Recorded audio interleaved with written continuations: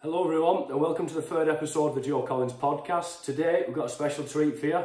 My good friend Michael Grayson is going to be interviewing me.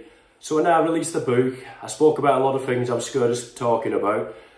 With what's going on in the last couple of months of doing these podcasts, today I'm hopefully going to open up about a few more things, go into more detail about it. Mike's going to push me on some hard questions and hopefully you'll learn a bit more, and there's a few more things that resonate with you and help you out with your lives. So thanks for coming on, Mike. Good lad. Hope you're going to push me hard and we'll go from there. So, start from the beginning. Where did it start? 'Cause you've got a bit of a troubled past, haven't we, Joe? Yeah, well, it mainly started with the jumping, which I've spoken about before, where a couple of my mates jumped me on a night out, and I sort of let the anger slowly start to destroy my life, destroy my rugby career, and then didn't deal with it after that. Packed in playing rugby, hating myself for messing up my rugby career. So, how old were you when this happened? 17, mate. I was 17. Yeah, just left school, just a baby. How, from a 17-year-old, how many friends was it? So 3 friends. One was somebody who I didn't know who joined in with the close event. Friends? You were school? Yeah, we're best friends. Yeah, like best me friends. and you now. So. Ooh. So how does a 17-year-old boy cope with being jumped by 3 of the best mates? Well, I suppose with being a rugby player and being taught to be angry and aggressive, that's the way I went. I went default angry and aggressive with it, and sort of tried to use it to motivate me and use it to think one day I'll get them back. And my way of dealing with it was being angry all the time and getting ready to sort of fight them, to play against them. Did you go to, like, were you in school, 17, college? College, yeah. You see them every day? Sort of saw one of them every day after that. The others weren't there. There was just one of them at college with me, yeah. Did they ever say anything to you after you jumped? No, after that, I think they left the week after. Left college? Well, yeah, because the environment was that bad from after what went on. So there was like an animosity flying around. So what would you say to any 17-year-old kid watching now that has had someone? Is bullying, like, how does someone cope with being bullied like that? Because you got to the extreme of bullying, you got the physical violence. Yeah. How did you then cope with you'd met best mates, you hang out with them all the time, and then go, all of a sudden, I'm going to jump you, I'm going to beat you up, kick your head in.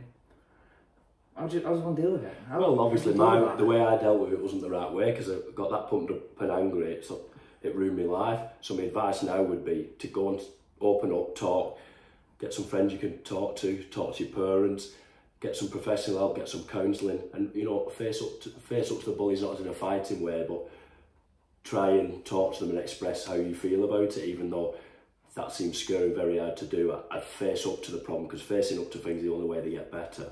But I don't mean face up by fighting with them. Face up to them and sit down and have a chat, tell them how you feel, and then talk to somebody professional, get the help depending on how badly it's affecting you. When she got jumped, did you speak to your family, your friends, that your close friends did this to you? Yeah, I spoke to, well, I didn't, them, the lads who did it, we went to speak to them the day after, but it wasn't really an amicable conversation, just like, what the hell is this all about? Why have you done it? A bit of an argument, and then sort of, oh, sod this, let's leave him. Me and my dad went to speak to him because he was fuming. And then obviously I was talking to people, but I was just talking to people in anger about what happened. I can't believe they've done this, who do they think they are? Yeah. What do they think they're doing, to this, to that? You know what I mean? I'm going to get them back when I play. I'm just pumped full of anger, really, instead of sitting down and talking about how I was actually feeling and that I was struggling with it, and what it was starting to do to me. Like you say, instead of being calm and going and getting professional help, which I wish I'd have done at the time, I just let it fuel me with anger and never dealt with it the right way. So you're 17, you're in college, playing what level rugby was it? Like semi-professional, we call it, because we just trained a couple of nights a week. We weren't full time, went in every day. We're getting paid for it, like. Yeah. And then your friends jumped you. You had that whole thing of having to deal with your friends jumping you. They left. Yeah. Then how did we go from that point of that being the catalyst that caused it to you writing a book? Well, where did the bridge come? Because a lot of people can go through that and then just, that's it, the event's gone. So what came after? So like the year after, I started opening up about having mental health problems. I sat down with like the director of youth and they had the academy, and because a lad called Terry Newton had just killed himself, who was a top Super League player, thought it's time to talk, you can open up. I sat down with them. So you were feeling that way already? Yeah. So, you know, a couple of months after it, I was having suicidal thoughts. I was a bit confused, and I was sort of telling my parents about it, then still going out at the weekend, and they were sort of fuming and sort of saying, you know, you need to be staying in, you can't be keeping us up all night when you're saying you've got suicidal thoughts and going out till 6 AM. But obviously, being a lad at that age, you think you're all right when you're out and you're with your mates. Yeah, everything's fine when when you're having a drink, everything's okay. But then, as I look back now, I realised that was having the opposite effect. That was ruining my week and making things worse. So, you know, the lack of sleep and the drink was making me feel depressed all week when I wasn't in a good state as it was. It makes you feel a little bit worse, doesn't it? When you're hungover and you're still feeling a bit ropey, not good, and you've got the hangover to cope with as well. Yeah, the anxiety they call it. Yeah. So I was doing that, saying I was having suicidal thoughts. I was, you know, my own embarrassment, self-harming sometimes, which I never really spoke about before. Just angry at myself, angry at what had gone on, putting some of that pain back into myself, taking the anger out on myself. So what was going through your head? You're 18 now, and you know you've confessed to, and you think you've got depression, and you've gone down the route. What brought you to self-harming? What took you there? Just pure anger, and I think, the anger at myself, the anger at them. Why was you angry at yourself? Well, I suppose maybe I was angry at myself because of what they had done and the way I'd treated them before, because I loved them as I love you, mate, you know, as my best friends, and angry for... So did you blame yourself for getting jumped? I said blame myself, mate. So I had an upbringing, a good upbringing, but a very disciplined one, where I was, you know, took to the gym from being 10 years old, taught to be physically fit and aggressive, and that's what got me some success in rugby. I wasn't a skillfully gifted player, I was just taught to be the most aggressive person on the field, and that's how I got my success, and that's what I was known as, and that was my strength, sort of my toughness and having no fear. And then I sort of blamed on myself in the sense of that was why they did it. They wouldn't take that risk if it was just Joe Bloggs. It was never going to do anything to them, because they could have lost their career that night. They could have done something serious to me that ended my life. You know, There's a rugby player who did something similar, not a jumping, I think it was one punch, and put a lad in a head cage in the same area. So them 4 lads took a big risk that night to do something to take me out. So I sort of blamed it, obviously I was angry then, but blamed it on my upbringing, the way I was on the field, where I was not a nice person. That was my game, to sort of bully people on the field, but it was only on the field, bully them on the field, trying out to aggress them out, toughen them, shake hands and laugh after. So I sort of blamed it on that and the way I was as well. But so I was angry at myself and angry at them, and then just angry where my sort of life was going, and I wasn't happy. I wasn't, the hatred and anger I felt in me, and I couldn't sort of switch off from them. All I thought about every day was training, was getting them back and having them in my mind and focusing on them and thinking about playing them instead of actually forgetting about it, brushing it off and just enjoying my life. So would you say you became a bit obsessed with getting your own back in a way? Yeah, that was all I thought about every day. That's all that mattered to me. Going out at the weekend, it mattered to me. Playing, you know, any other team didn't matter to me. All that ever mattered was playing them. That's all I spoke about. We always say, like, use like your demons, your problems to fuel, like getting to that next level, pushing yourself through hard things, challenges. And you took that to an extreme. Too much of an extreme. I think it helps you to a certain line, which I'd like to say I had the line before this happened. You know, I could use anger as in a good way. You know, anger can be your friend or your enemy. Dig deep, use that. Yeah, get you over them lines. But when you're just thinking about a certain couple of people, every time you train, every time you curl in a bar, you know, when you're pacing up and down before a bench press ready to go and you're thinking about them, it's all right when you're lifting, you know. It did get me very strong, but it's where does it go after that? Where's it going to go overnight? You can't just fuel yourself on that much anger to lift that heavy weights and then just switch off when you get home and everything be okay. It must be a hard thing to deal with, young lad, going through that and then get to a point of now wanting to self-harm, to deal with it. Was it that the only way you thought you could deal with it? No, I think the only, like I say, I probably knew there were better ways to deal with it, but I sort of felt lost as in, like I said, I'd opened up at the rugby and they were saying to me, the director who sat down and said, what are you going through? I don't think you can go any further at this club. So instead of putting the arm around me, they said, you can't go any further, basically you're done. So I felt lost in that sense. Obviously, I went down the doctor's route.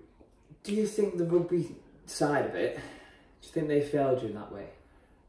Yeah, of course. I take responsibility for messing up my career, but they could have definitely made it easier for me. I mean, you know, I have to be careful what I'm saying. There were good people at the club who did try and help me, but the top dogs, let's call them, didn't. They're the ones who said that. There were good people below them, my actual manager and friends, you know, the gym staff who were great with me and never let me down. But the people at the top.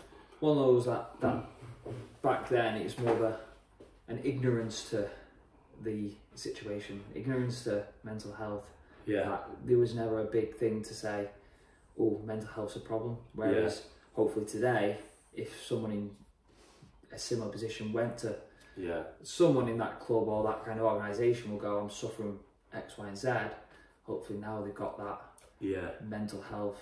Yeah, it was probably a bit too early, like I said, because the lad had just, Terry Newton had just taken his own life and they set up a thing called State of Mind. So I thought, you can do now, you know, they're trying to stop this happening again, but I think I was too early on it, and I sort of had a wrong diagnosis from the doctors. They diagnosed me with something a lot more serious when really I was just angry. So when I needed help, everywhere I turned, it just seemed to get worse. And with what they diagnosed me with, they tried to diagnose me with something, they said, unless you take medication, there's no point, nothing else works. Do you remember what was they diagnosed you with? Yeah. It's a big word you can't say, isn't it? yeah, it's a big word I can't say, to be honest. We're proper smart now. Yeah, it was something big. They diagnosed me. They'll leave it in the comments below. Yeah, they diagnosed me with something like psychosis or something like that, something really big and deep, which I don't like talking about because I didn't have it. I was just a very angry young man. They diagnosed me with that, said the only way you can deal with it is tablets. There's no other way. So everywhere I turned, it was like block. And I take tablets, which I didn't want to do because they affect your performance. You're not really there. It's not really safe. Did you take them? So I didn't take them at the time. I refused to take them at the time because I thought it'd mess up my rugby career.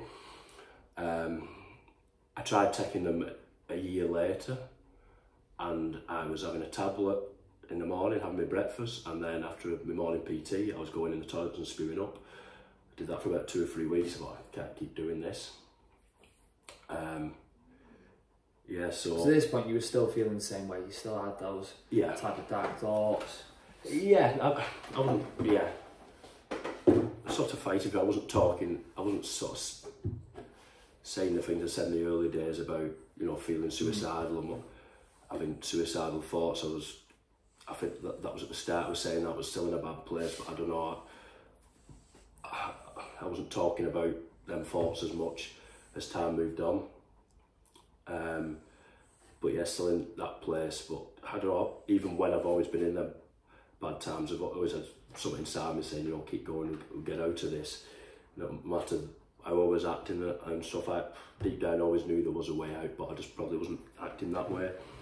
So now you've got a successful PT business at this point, sure. Yeah. You were doing really well, loads of clients. So you were doing something, right? You still had that anger. Yeah. Where then did it change? When did... Well, like I say, instead of putting it into training, I put it into work. I just worked all the time. I went through a spell where I didn't go out. Did they cut you from rugby at this point now? So I got released from Warrington probably 2 years after the jumping. The season, well, about 18 months actually. The season after, I got sent off twice. Well, the start of the season I'd opened up about my mental health, sort of fobbed me with it, didn't help myself. A couple of games after I got sent off, got a game ban.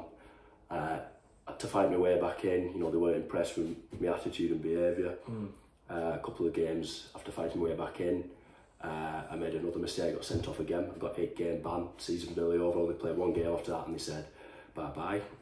Luckily, My old amateur coach was at Widnes, and they said, they offered me a contract there for a year. Went there for a year, got me win against Wigan, had a good year, but it just wasn't meant to be. That was it then. Were you still getting sent off there?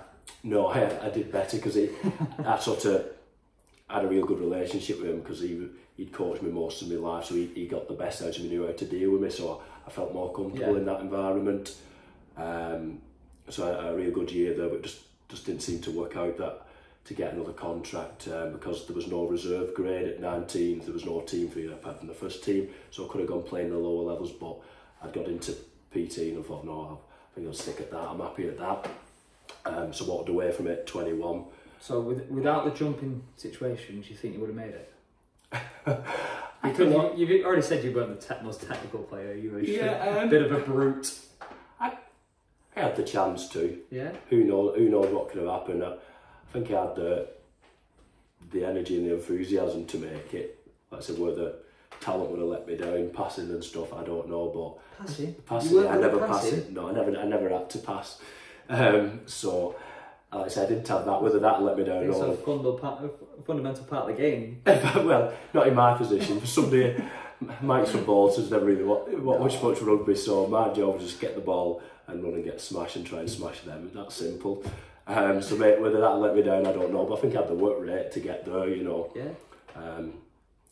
So who knows? So you took all out your work ethic, you're smashing it in business, doing really well. Did I come along at this point yet? In the story? I didn't need to tell a book. Awkward. I think no, this was just before you come along. About the same time, I bumped into Mike at DW 4 or 5 years ago. Yeah. Probably similar time to you came along, where the next few chapters in the book sort of unveiled.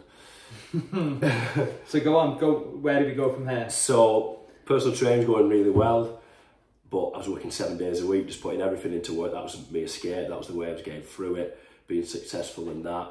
But I hid myself from the world on weekends. I wasn't going out, wasn't really socialising much. And then just full work mode. Just full work mode every day, and then it was working well for you. You were successful. Everything was going really well. Couldn't be doing better PT wise. Is this where you had your range? Yeah. Well, I got the Range Rover. Blacked out windows. Blacked out windows. Some of you might recognise it. Yeah. Some more than others. Everything was going really well, but then I think I had a few nights out with work, and they were good nights, to be honest. You know, I met some good people at work. So started a bit of confidence to go out again, and then started ended up hanging round after the nights. We worked with some lads I used to go to college with, and they'd fallen into negative habits, and because I was taking drugs and stuff, and I sort of brushed it off. I wouldn't hear it. Which ones? Tablets and cocaine and stuff. Sorry, hurts me to say it. Sorry, Julie. I don't feel comfortable saying it. Yeah. You know, obviously they're struggling with their demons, and obviously we all have. So that happens, that's a common thing, like you get into the wrong crowd, start taking substances, and some people just like recreationally do it every now and again. Yeah. Well, you're not one for just doing it once, are you? Well, it happened over, say, a 2-3 month period of I don't know, maybe between 5 and 10 nights. So I would say it wasn't a long period of time. Probably started in the spring and it ended by May when I hit complete rock bottom.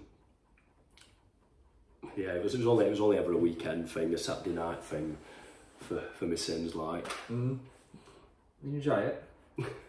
Well, it's like anything. It's like alcohol. It's like coffee and stuff, but it's just not good for you and takes you to an extreme of it. Just makes you feel better. You know, I remember going out, and because I couldn't switch off because of what had happened and the amount of anger in me, I was drinking more to try and keep myself calm, because I was in them same places it happened, there was out and about, so it's like, oh, could it go off again? You know, I was never calm in that flip in King Street again, and I should have never drank again after that night. I should have realised. Is that where the jumping took place? Yeah. So the main street in Wigan, for people who don't know where the nightclubs run, that's where it took place, but that's them where go out again. But I think because I'd filled myself with that much anger, I wanted to, you know, I got myself as big as possible because I wanted to be able to sort of protect myself, and then to make yourself feel good, feel powerful. After people what can't happened. hurt me if I'm bigger. Yeah, even bigger and scarier. And then when I was hanging around these circles, people liked me hanging around them because I was bigger, felt protected, especially, you know, if there's on the drugs or whatever, so I sort of wouldn't be paying for it, they just like me hanging around them, so here, have a bit, that makes you feel good, boosts your ego. And then all of a sudden you're doing the same stuff they're doing, and you know, that's my fault and my weakness. Just comes part of the crowd you're in, the habit. Yeah, of course, yeah, you feel like you're the big dog, and you become the people you spend the most time with. Yeah, and you're spending a lot of time in that crowd. Yeah, and that became the norm, and you sort of, I don't know, until it sort of hits you and you have a real dark moment with it, you just think it's the norm, and you think, oh, what's the fuss about this? It just feels like I'm having like a strong drink. You don't realise what you're doing. You just think, oh, it just gives you a buzz. It's like bloody pre-workout. We're not encouraging you. No, I'm saying you don't understand it till it hits you. And I think a lot of people who are in them circles, until they have like a real bad patch, don't realise what they're actually doing. I think you got your bad patch though, didn't you? Yeah. We're after taking 2 ecstasy tablets, I thought I was having a night attack, but I was really just having a massive panic attack, thankfully. So is that the start of the panic attacks? Yeah. So one night out late on in the morning, I decided to take 2 ecstasy tablets straight after each other. Must have been in some place. Well, obviously wasn't. Then heart was racing, didn't feel like I could breathe. The most scary experience of my life. I thought, I've done it here. I fucked my own life up. I've killed myself. You thought you were dying? Yeah, I thought I was dying. I thought I'd done that to myself. After everything, you know, he blamed all these things on what people have done to you and stuff. You could have had anything you wanted to in life, and you've gone and killed yourself. And that fear probably led to me having the panic attack, and I started to feel funny, like, oh my God, what have I done? What have I done? What have I done? So I got down to the hospital, but obviously they must have seen I was in that bad a state. The woman said it was like a 4-hour wait. I was like, it sounds strange, people like this, thought, right, I need to go for a walk. Luckily I went for a walk. I went actually to my grandma and granddad's grave, which is on the walk, and said, please help me here, please don't let me die, please don't let me fuck my own life up here. And luckily I came round, I was, you know, deep breath, like, what the fuck have I done, how the hell have I got out of that? And like, me being religious, like, please God, don't let me die. Luckily, you know, I didn't, and I know at the time. Are you scared of dying? Well, I'm not ready for it yet, but you know, I am big religious, and I just think when he texts me is the day he texts me. Because do you use like that fear of dying to now motivate you to go, I want to do this and that. Yeah. Do this because I might not get that opportunity. Yeah, of course, and I think there's so much I want to do and so much I think I need to achieve before I die. You know, I feel if I don't do, you know, if I don't make a real big success in my life or get these stories out to thousands, millions of people and help that amount of people, I feel like I'll have wasted my life and wasted, you know, the talents I have in life. So yeah, I can use it as a motivation now to make sure I've done everything I want to do, and sort of motivates me to live my life where I have no regrets on my deathbed. You know, that's a big part of what I like to say. I try and face up to everything, you know, facing up to the fears of writing the book and opening up about this and trying to turn into a positive. You know, a big thing for me is just facing up to everything, that when I get on my deathbed I have no regrets. That's probably one of my worst fears now, is having regrets in life and not facing up to things, and facing up to things, I'd like to say, is one of my strengths and what has led to any success I've had in life. I think that's one of the biggest things you can wish for. Your deathbed, you're there and they ask, what do you regret? And you go, nothing. I've done it all. I did it, tried my best, I experienced everything I wanted to do, I had to try it. I wasn't good at everything. Like, you weren't very good at rugby, but you tried. You've not got very good at it, but we keep going.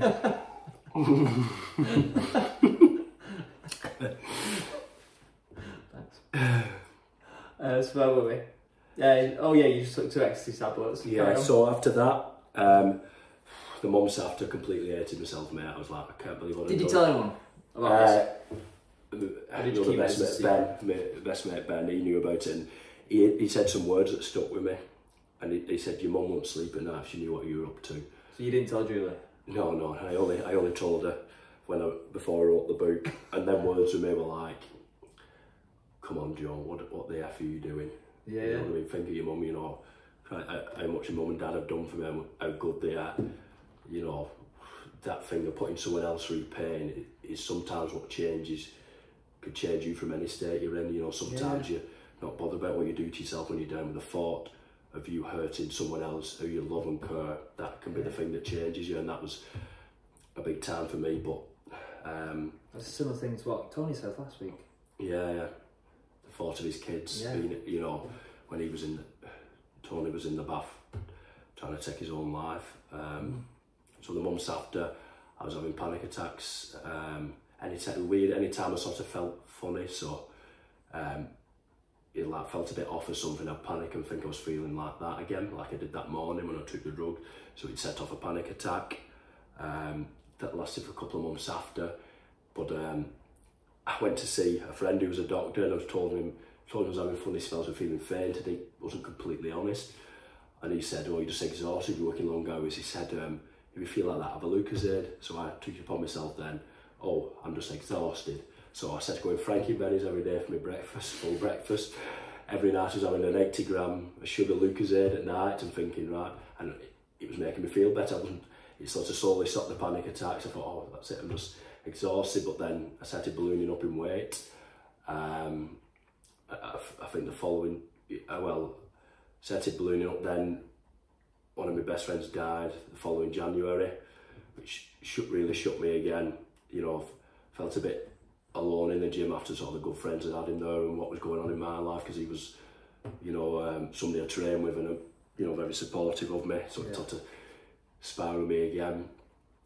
I carried on comfort eating, putting the weight on. I probably ballooned up to about 19 stone. There's probably pictures you can see on my Instagram of me, and I look terrible for a PT. And then started pulling myself around a bit with my weight. Then comes to 2018, I'm still really busy PTing. I've, you know, stopped drinking, dealt with it slightly. I've faced up to that bit, but not completely gone and sorted the problem. Started having counselling at the time, therapy, which is really good. And you know, it makes you feel really good, learn about yourself, learn what you need to do. But it's like training, it's like having a PT session once a week, they're not training the rest of the week. You've got to have the counselling, get things off your chest, but then you've got to start working on yourself every day, like me and you now do, which I wasn't doing. So I was going there once a week feeling better and just slipping back.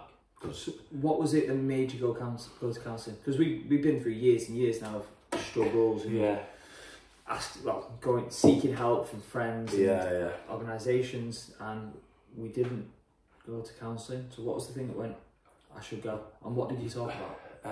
What did you should go? I don't know, I knew I just wasn't right. Maybe the thing of my mate dying as well, and I was feeling a bit, well, supposedly a bit lonely, and I thought it's something I've not tried. But when I opened up about having mental health problems and they diagnosed me with having psychosis, they said counselling doesn't work. And so me feeling sorry for myself, I was like, oh, counselling doesn't work. They told me, the doctors told me. I was feeling sorry for myself, I was depressed. You know what I mean? So I was like, right, I need to do something here. So I sat down the counsellor, like I said, making me feel better. It was great, she was brilliant. But then the rest of the week, I wasn't working on myself. So I wasn't wasting it, but like I said, having a PT session once a week, then not doing anything the rest of the week's pointless. So it's like working out without sorting your nutrition out? Yeah. It's never going to change anything. Exactly. Started having the counselling. Then, because I wanted more free time, because of the hours I was working, and I was having this thing of, I'd let myself down, I should be more successful in this, you know, I could have been a superstar rugby player, I could have made it to the top, but I haven't. How else do I get that way?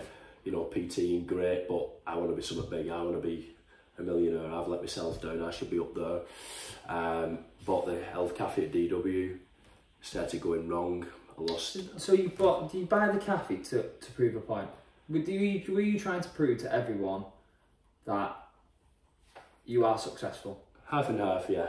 Half because I was doing these long hours and I wanted to be able to have more time to do things in my life, and half because I've got this thing of I need to be really successful. you know, I know I've got the potential to be really successful. I've messed up my rugby career, how else do I get it? You know, PT, I've reached the limit doing 50 sessions a week. I ain't going any above that, how else do I get it? Or if I get a cafe and that's pulling in money, and then PT as well, set going up. So yeah, I did do that, but then slowly in the cafe started failing. Adding more stress for me. I made the silly mistake of moving out renting at the same time, which is just throwing dead money down the drain. So all of a sudden, like, the financial backing of where I'd been doing well and the PT's been going well. You were trying to lead this life. Obviously, successful PT business could like fulfill you with your financials. You had a nice car, you had your Rolex, had that living that lifestyle. Bought this cafe. It used to be DW Cafe. People now.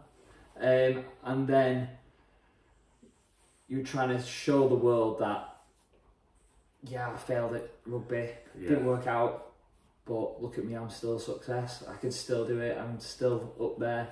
Trying to prove to the world that I am a success. And trying to prove to the lads who did what they did that I'm, you know, I can still achieve an amazing life. I'm still good enough, and you've not knocked me down. But I was looking for it in the wrong things, and because I've not dealt with my demons fully, I wasn't sort of fully present with the cafe. I was like trying to, I don't know, I was like looking for a break in life. I was looking for the cafe to just earn decent money and me just like switch off and escape from the world and have an easy life, because the money was coming in there. But then it started going wrong, so it added to my problems, because like I say, I was spending all this money renting this house, and the cafe was encountering money problems. Only because I know the answer to this. Why did you think you had the great PT? You know you that side of business really well. Where did the credentials come to run a cafe? Because I couldn't go run a cafe. I can run a gym. I can't run a cafe. I wouldn't know anything about it. I wouldn't know about ordering. Wouldn't know about profit loss sheets, paying staff members. Well, I think half you can just look at it, oh, it's easy, it'll do well, and then even through my troubles, I've always had these sort of references that when I want to do something, I can achieve anything I want to. Did you do it on your own? I started off with 3 of us. One left within a couple of weeks. It wasn't right for him. He was too busy. Did you know them? Yeah, he had good friends. They're still good friends now. So he left within a couple of weeks. He was too busy with his other work. Fine. The other one, you know, real grafted with me for the first couple of months, and then he didn't realise. He realised he didn't really have the time for it. So it started going wrong in that way. But you know, we're still all good friends now, and now we sort of we laugh about it, even though the problems it caused me. Caused me, you know, through my own fault. But because these other troubles were coming in, and I'd stopped sort of comfort eating, I sort of slipped into getting like bad OCD at the time. You know, like you don't deal with a problem if you sort of half deal with it and stop the negative habit one way. If you're not careful, it comes out in another. You know, so it's getting to the point where it's like, I was going in a shower. It's embarrassing really, but it's just what you do to get through. It's a control thing where I'd like wash myself 40 times in a shower. Crazy, crazy. But that's just where you was at, and like I think I was comfort eating to avoid the feeling of ever having a panic attack, because I was scared of having them again.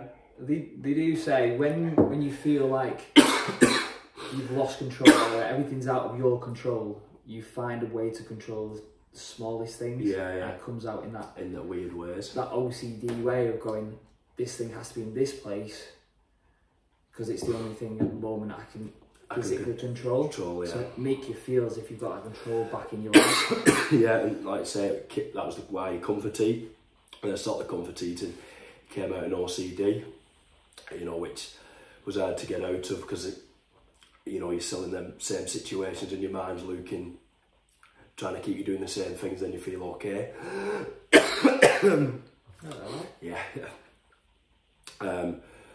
But then once you're in that OCD habit, it's really hard to get out of, and I still sort of feel it now. Sometimes if I check the door twice, I'm like, whoa, be careful, don't start checking that door too much, because the habits you've been in the past were, you know, you got obsessed with stuff and overdone things, and them habits. So like my problems started coming out in them ways, and then because the cafe was struggling, obviously I'm looking for ways to bring money in. I'm looking ways to get back on track. I seen a business that was for sale, which is where I got my clothing from. So was your business still going at this point? You were running still, your PT's going, and your cafe was still going? Yeah, PT's running, but because my focus hadn't been fully on it, I wasn't doing 50 a week because I couldn't with the cafe and stuff. Yeah. Still going, I've been in the 20s, was doing okay, but I was trying to save the cafe because I'd opened the cafe up and had a lot of people in the gym trying to cause me bother and get it to shut down and get him away. I had a manager come in who, the first couple of weeks of coming in, basically trying to ruin everything I built there. I was telling me my boot camps weren't mine, and really didn't sort of like the respect I had in that gym and the sort of power, if you want to call it, in that gym. So I didn't want to shut the cafe down because all the problems she'd cause to try and shut it down and try and cause me bother with my staff and stuff. So it gave me another reason to fight longer. So it was like, how do I get out of this? How do I keep it open? You know, I'll always keep fighting. Even in the dark times, I might not have been in the best place and not focusing enough, but I've always like not been one for giving up. So I saw this business was for sale, you know, went and looked at the accounts, thought, oh, this is a good buy, this will get me out of it. Didn't really sort of look into it enough, how to run it and stuff. You know, the first couple of weeks it looked like it was doing great. I got it when I got it, but then it was online and not looked into how clean you have to be on like the likes of Amazon and stuff. You know, lack of complaints to stay up and running. And in the first couple of weeks, I had one complaint out of what must have been a couple hundred because it was near Christmas. There were a lot of sales going in, and they shut my Amazon down. So that lost me thousands. eBay, the same again, shut down, lost me thousands, and then I've got this 50 grand loan to pay back for this business, but there's no money coming in. So to buy this business, you took out a 50 grand loan? Yeah. As well as having a cafe and a PT business. And a PT business. So yeah. Full entrepreneur style. Yeah, three businesses running. 3 now failing businesses. Oh. PT was on a downward spiral because of the other things, yeah. So I fought tooth and nail to find a way to get the money to buy it. So did you buy the third business to save the second business? Half saved the second business, then half again try and get my success of what I thought I should be doing in life and be as successful as I should be. Has your ego caused these problems? You could say, yeah, ego because I'd done it on the wrong things, whereas now I'm trying to, well, I'd like to think... Done it on the wrong values. Yeah, the wrong values and the wrong... point to the world, going, I should be successful because I should be, and it's your fault I'm not. Yeah. It said to her now, I feel like... So who did you blame? Because I heard you a minute ago. Who did you blame for the cafe going down? It definitely was my fault. Circumstances didn't help. Yeah. But I can't blame them. The circumstances, you know, it's my fault. I was the main shareholder. I carried it on when I could have shut it down earlier. So it's my fault. Do you think you should have shut it down earlier? Yeah, of course. Because I tried to keep it going because the boss of the gym had done everything possible to try and get me to shut it down and fail. So I was like, F you, wouldn't let you. Yeah, my ego wouldn't let me. Yeah. F you, I'm going to make a success of it. So I'd done everything to try and keep it on. I was like, no way am I shutting that. Until I had to pay the wages from my other business. One time I thought, right, this is silly. Yeah. I need to shut it down. So you shut the cafe down, just had your... Ironworks and business. The PT business. So like I said, the two main sellers, Amazon and eBay, gone. And no money coming in. I just had like a website which is like 20% of sales. I was just struggling on, fighting to try and get it right, try and find different ways of selling. How did you feel when you had a business that you just got 50 grand's a lot of money from the bank to go, I can't sell anything now? Because that's fully... that's a big spiral of a lot of money. Yeah. Oh, I was a mess, mate. I was still turning up every day. I wasn't giving up, but my head just wasn't right to have that sort of pressure and see that sort of money coming out your account and there's nothing coming in. It's scary, and financial things is something I never really dealt with before because I'd always been doing well and bringing in money. So it was a new sort of problem for me. But then sort of the next year, kept fighting it. As I was telling you the other day, I thought I got a little line of hope when I got a phone call from a guy whose company sort of got things to different parts of the world who wouldn't normally be able to get them. So they wanted to sell my protein in South America. I thought, great. So where did this phone call come from? Rio de Janeiro, believe it or not. Yeah. But I had these meetings online with If it people. sounds too good to be true, it's probably too good to be true. No, but I honestly did get I got it checked out. My accountants checked the company out, said this is what they do. They get things to parts of the world you won't be able to get them to, buy in bulk. Did you not get your account to check out the books of this business before you buy it? Well, yeah, I looked at them. I did look at them and it looked fine. But obviously wasn't. So you've now partnered up this Rio de Janeiro business. Well, they were worldwide, believe it or not. Then going to come in, the saving grace, going to save your business, going to bring your money back in because you can't send it to Amazon or eBay. Yeah. Go. So that was going on was, you know, we had to pay for these certificates for it to be sold in that countries. You know, like anything that comes into Britain needs a certificate to prove it's okay, it's legal, blah, blah, blah. So we paid for these, but at the time, the money got that bad. I didn't have the sort of money to pay it. My dad, which killed me, sort of helped me out with it because he wanted to see me get it right. Yeah, he's always done, supported me, and that was one of the worst days I'd had, him sort of lending me some money to pay for these things and get out of it.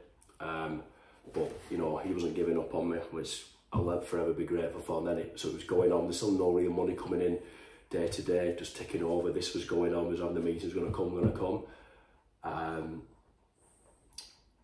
When I'd had to get the money off him for these certificates and stuff, I'd probably hit a new low. This is the time I was feeling really sorry for myself. I tried taking antidepressants again for a day and I thought, what the hell am I doing? So did you go see someone for that? Yeah, I actually came to the point again where I admitted, right, I'm depressed. There's something got right here, I'm depressed. I don't know how to get out of this. I've got 50 grand to pay back and the business isn't even running. You know, I've lost all this money I've had. I've obviously still not dealt with my demons properly. I was like, oh, my life's done here. I'm going to get out of this, you know what I mean? Was it you couldn't feel a way out? Was there no, in your own head, you were in a way, there's all way out. It was just easy to feel sorry for myself.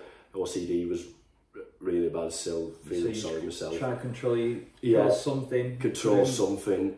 I'd left DW, you know, things had sort of changed there. So did you leave after your cafe? Yeah, it sort of went a bit sour. They sort of upped my money, and after a few things I'd done for them, I wasn't quite happy with that. Decided to leave, decided it was time for a change. I had my good days there. So you upped your PT business from where you've been established, went over to another gym, still drawing work's going, get your certificates, and how did that one go? Well, the new gym I went to was good, solid little gym, but it's not as easy to pick people up. Obviously, I wasn't in a good space mentally, so when you're not in a good space mentally, you don't attract the new business the same. You're not posting as much, your sessions aren't as good. You were still turning up every day, but then I think I had no money. Like I say, my dad had that told me out, so I was like, I'm done here. How the hell do I ever get out of this? Was Ironworks kept open? It was still open at the time because it was hanging. If it wasn't for this deal, we wouldn't have kept it open. So we were still fighting every day, but we weren't in a good place. But that sort of taken over my life. It's caused a lot of problems at home, only because my dad was caring about me and trying to give me a kick up the backside, which is what he'd always done. He'd always sort of pushed me and motivated me, took me everywhere. It's like, you know, what are you doing? You could have had everything and you're messing it up here, and you're still messing it up. You know, sort yourself out. And then was he saying that to you? Well, practically, yeah. He's always. I know how much you like your family. How did that make you feel?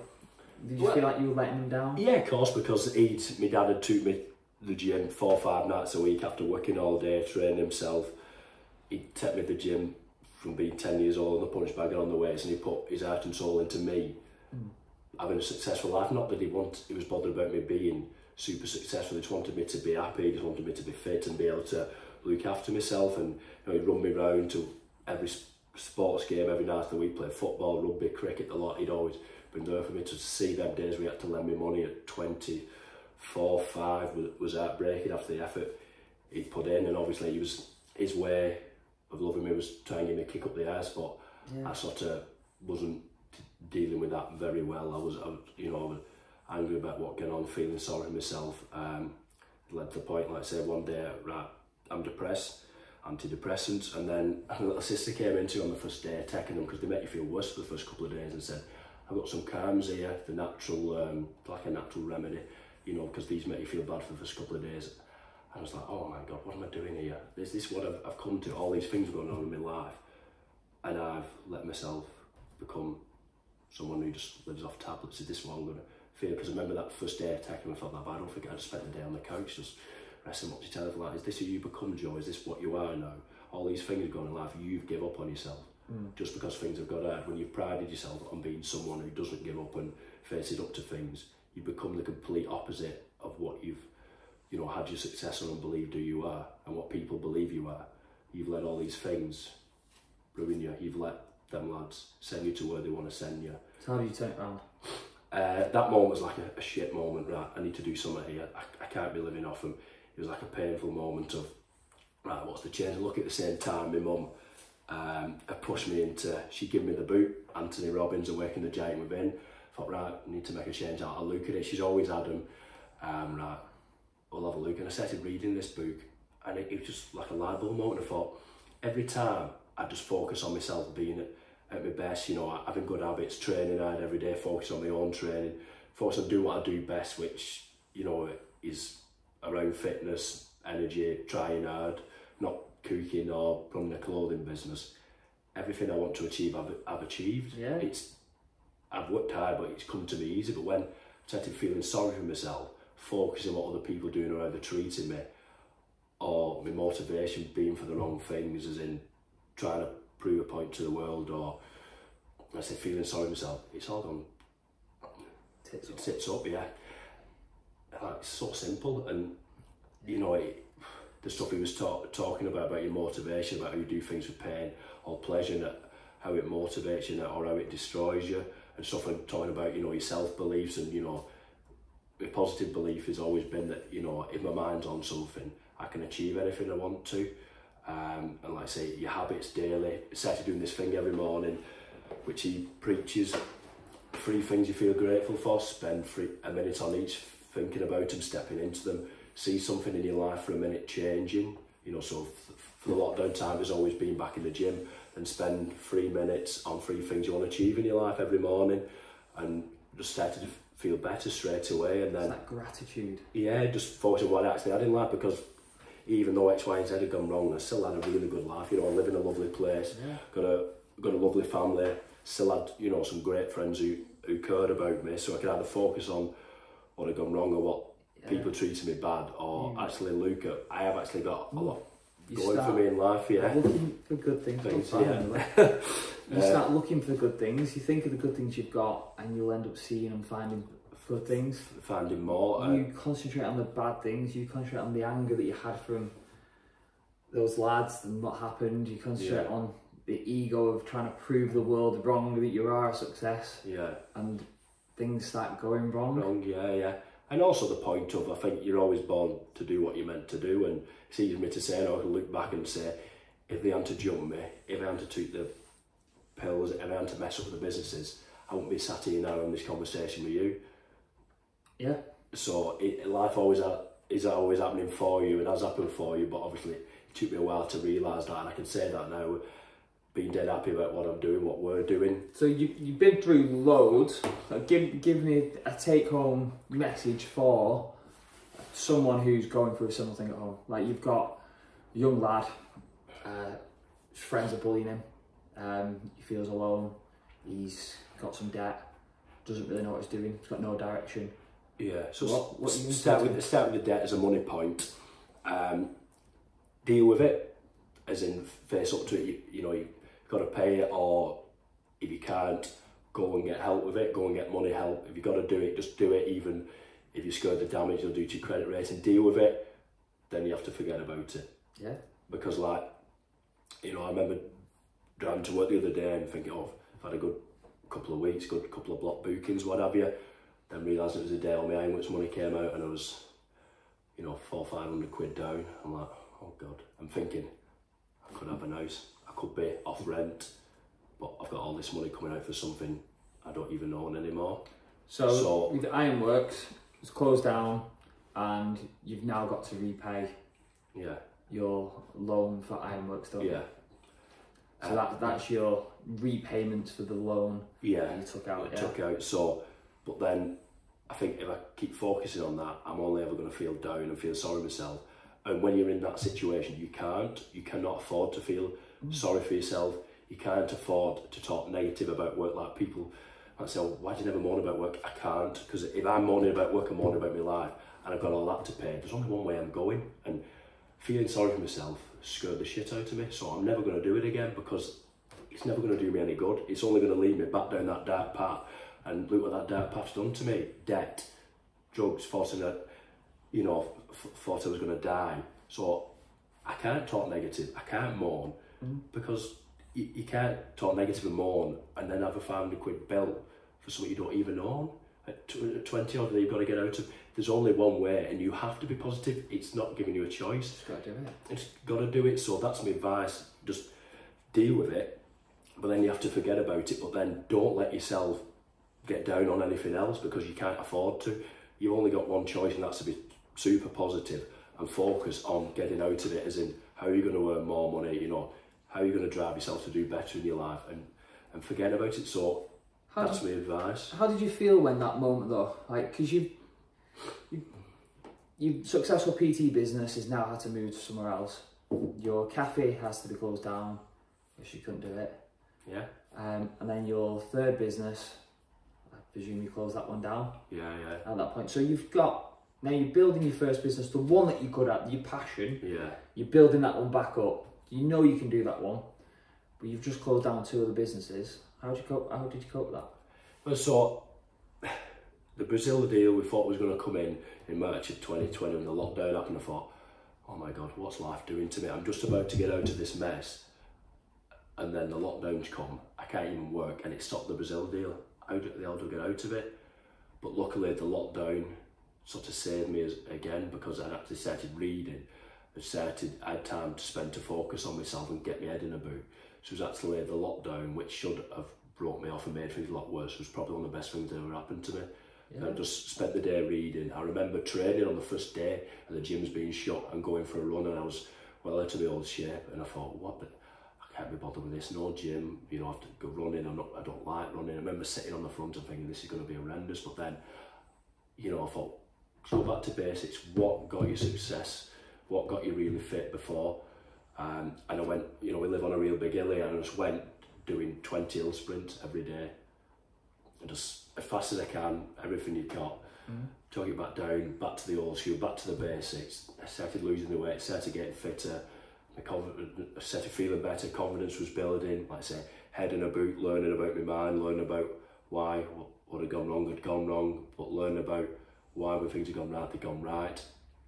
And taking that time to reflect on yourself. Reflect, yeah, and just used it. It turned into a real positive for me, and then the thing of sort of giving back and turning my negatives into a positive. I started talking about things I'd learned in the books about how to help people with the mental health, and that was going down really well. People messaging me saying how much it was helping them, so it was making me feel better. And I started to realise, right, I think I know why all this has happened. I think I'm onto a bit of a winner here.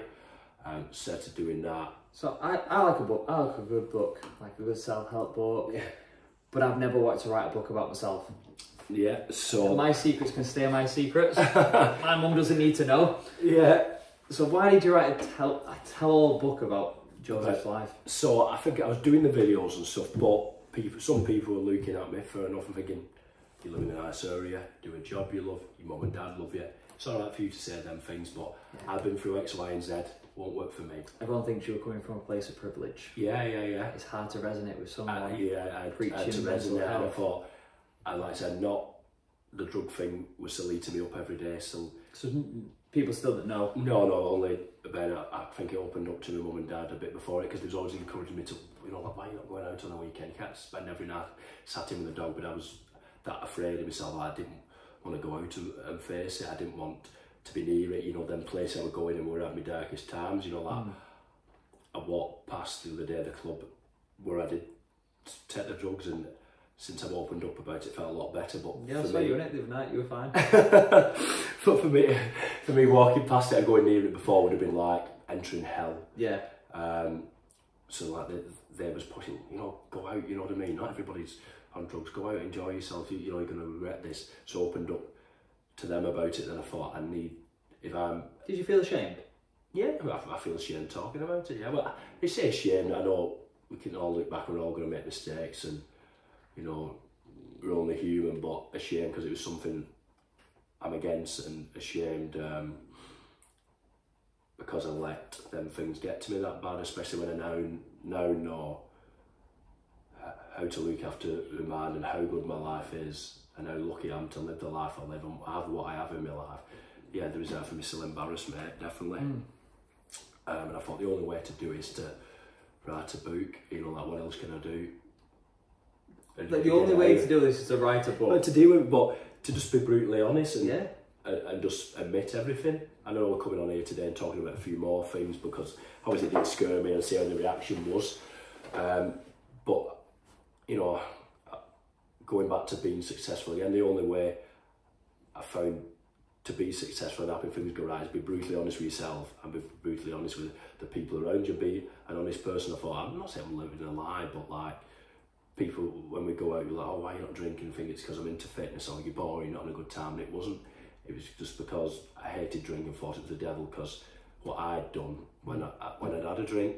So I thought, there's only one way out of this, and that's to face up to it. And I remember writing a thing on Facebook, the sort of prelim about what the book was about, and not looking at my phone for like 5 hours because I was like terrified of what people were going to say. And you know, me posted on Facebook, people who didn't know my family and that. You know, it was really scary because stuff I never wanted to admit or talk about. But then obviously the reaction was great, and then people were saying it was helping them, enjoying the book, and it's just gone from one thing to the other. And you know, I now feel like I found my calling in life and can turn the dark times into probably the best things that happened. I thought you were going to plug the title of the book, then you missed that one. Yeah, Dark Nights to Brighter Days. Yeah. Pre-order now. JoeCollinsHealth.com if you want to buy it.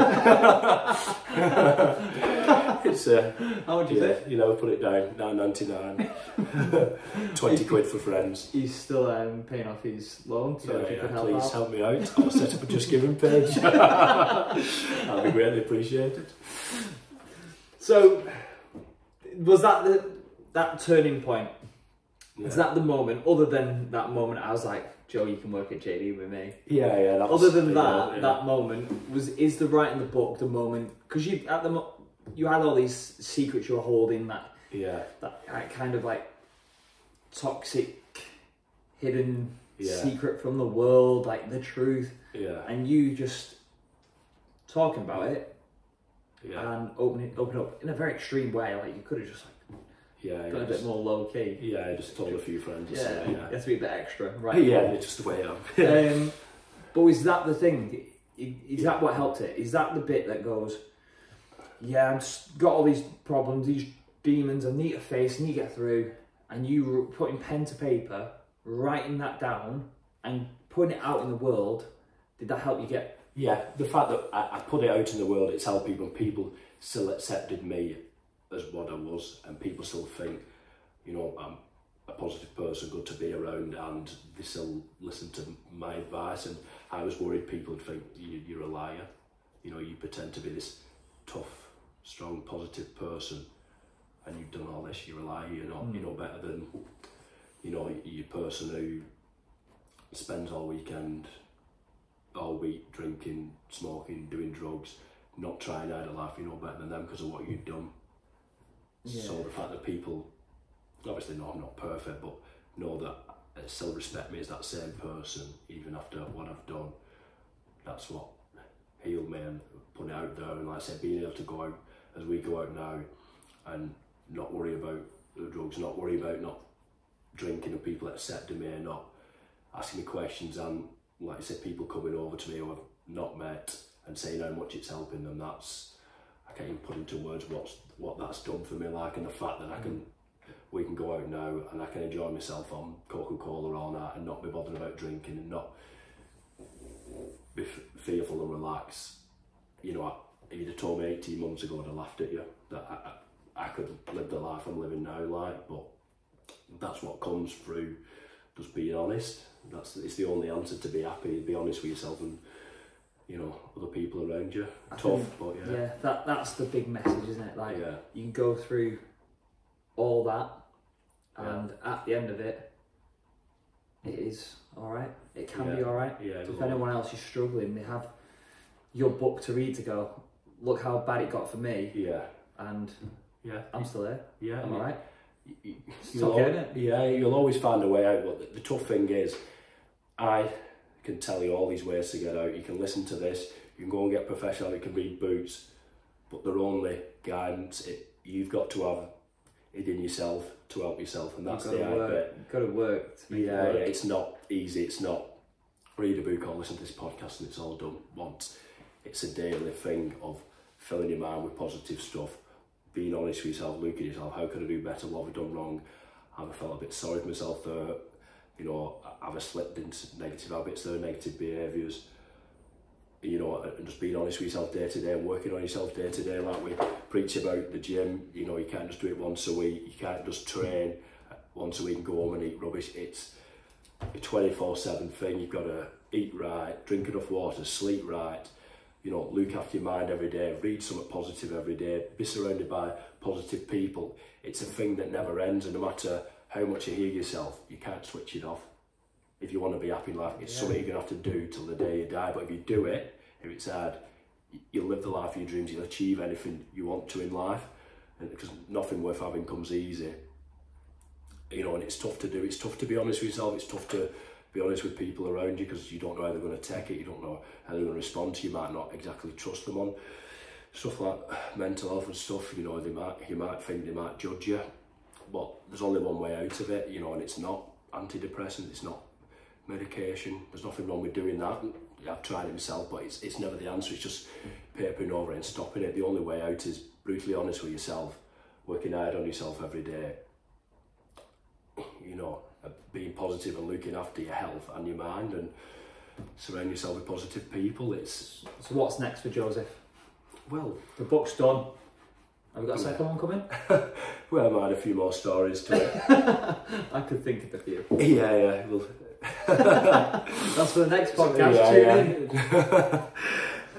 Well, the goal now is to, like you said, the response I've had from the podcast, the book and stuff, just to get it to more people. Just to, you know, say a couple hundred people have bought the book, a couple hundred people watching this podcast.